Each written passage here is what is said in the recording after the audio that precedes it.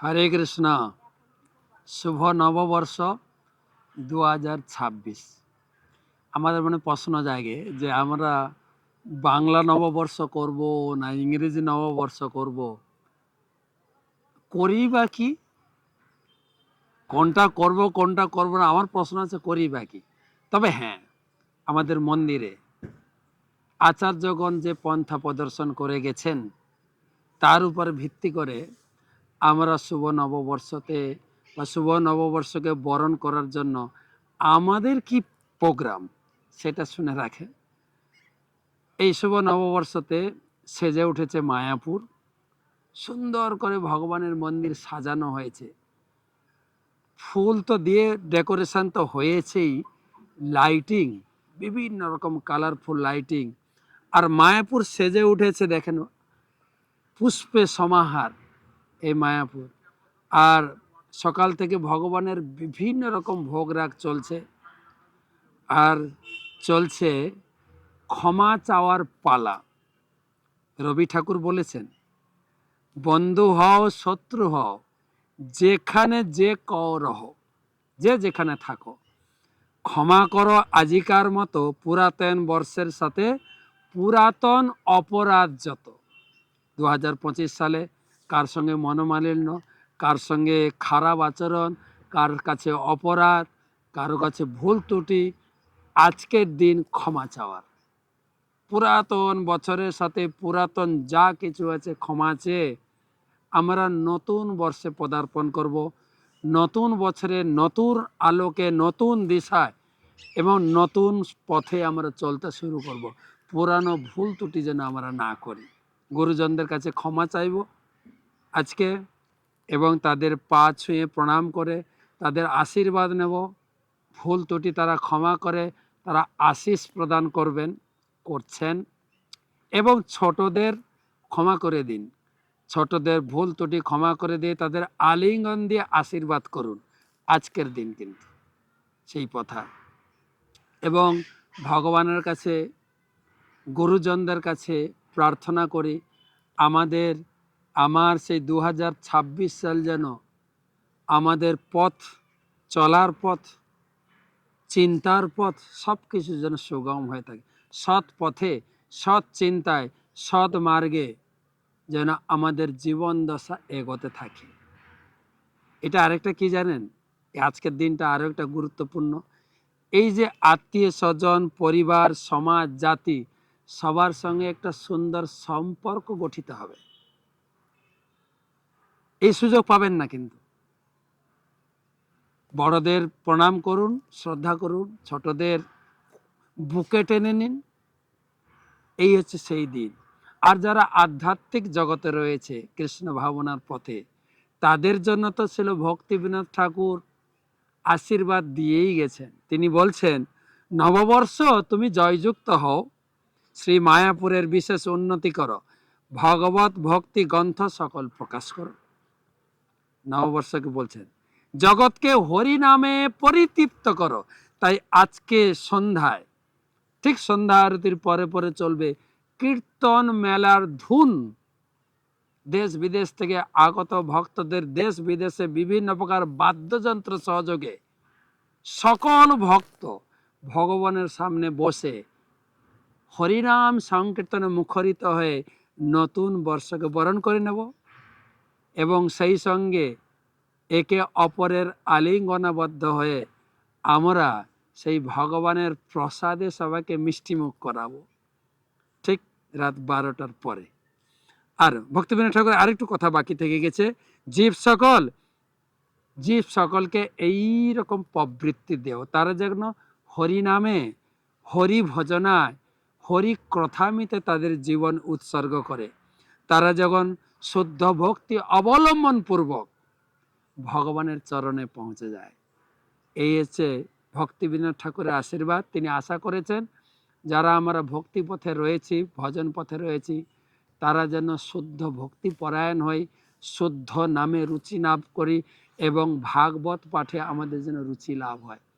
এবং গুরুবর্গের কাছে এই প্রার্থনা করি, আমাদের জীবনের ভুল ত্রুটি, অপরাধ, পাপ সব কিছু থেকে আমাদের মুক্ত করে দিয়ে শুদ্ধ জীবন যেন তারা দেন।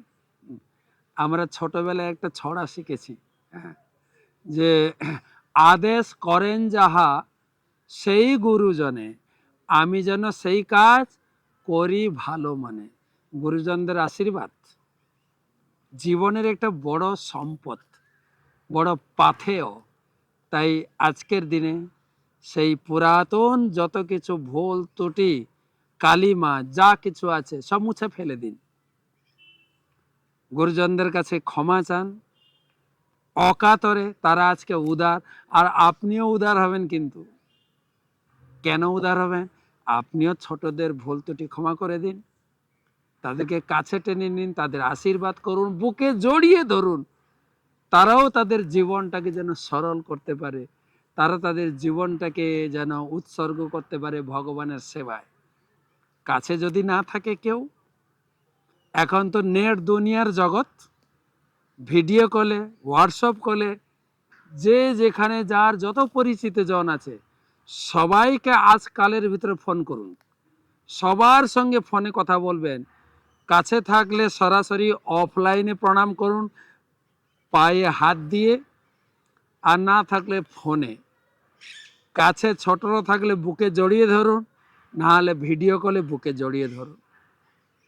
দুটো দিন সময় আছে কিন্তু আপনার হাতে।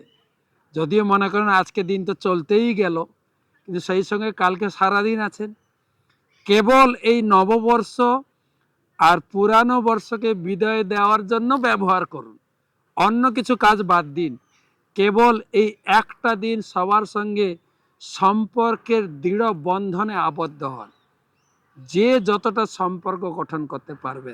হ্যাঁ, আর সবার হৃদয়ের ভাব বুঝে, হ্যাঁ, কেউ বলে না, কেউ যদি নিজের শরীরের ব্যথা বুঝতে পারে সে তাহলে জীবন্ত, জীবন।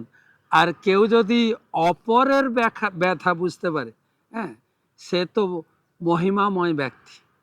তাই প্রত্যেকের ভিতরে আমরা এই কৃষ্ণ ভক্তি দান করার লক্ষ্যে প্রচার করার জন্য দৃঢ় সংকল্প হই।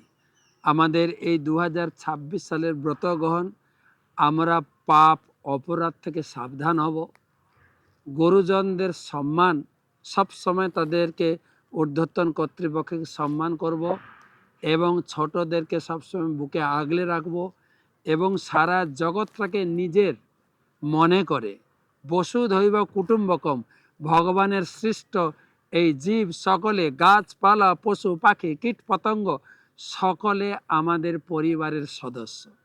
কেননা ভগবান কৃষ্ণ হচ্ছেন, তিনি হচ্ছেন ভগবদ গীতায় ভগবান নিজে বলেছেন, অহং বীজ বিদবিদ, আমি হচ্ছি সারা জগতের পিতা। তিনি যদি পিতা হয়ে থাকেন, আমার গুরুদেব ওং বিষ্ণুপাদ শ্রীশ্রীমৎ জয়পাতা স্বামী গুরু মহারাজ তিনি বলেন, ভগবান যদি পিতা হয়ে থাকেন তাহলে আমরা একে অপরের ভাই বোন। স্বামী বিবেকানন্দ সেই সনাতন ধর্ম সভায় চিকাগো শহরে তিনি লেকচার দিয়েছিলেন, হে আমেরিকান ব্রাদার্স অ্যান্ড সিস্টার্স। সেই চিকাগো শহর থেকে আমার গুরুদেব এসেছেন, তার জন্মস্থান চিকাগো শহরে। তিনি বলছেন যে আমরা যদি একে অপরের ভাই বোন হয়ে থাকি, নিশ্চয়ই আমাদের একজন পিতা। আর সে কথা চৈতন্য চরিতামৃতে লেখা আছে, জগতের পিতা কৃষ্ণ, যে না ভজে বাপ, পিতৃদহি পাতকীর জন্মে জন্মে তাপ। জন্ম জন্মান্তরে আমরা এখানে কষ্ট পাচ্ছি। তাই জগৎবাসীর কল্যাণের অর্থে আমরা যেন ভগবানের কাছে প্রার্থনা করি, সারা জগৎ মঙ্গলময় হোক, ভগবান সকলের উপরে কৃপা করুক, আর সারা জগতে লোকের কাছে ভগবানের কৃষ্ণের বাণী পৌঁছে দেওয়ার জন্য দ্বারে দ্বারে আমরা গীতা প্রচার করব, এই সংকল্প আজকে গ্রহণ করা উচিত। সবার মঙ্গল কামনা করি, সবাই ভালো থাকবেন। দুটো দিন আবার মনে করিয়ে দিই, সবার সঙ্গে ভালোবাসার প্রেমের বন্ধনটা দৃঢ় করে নিক।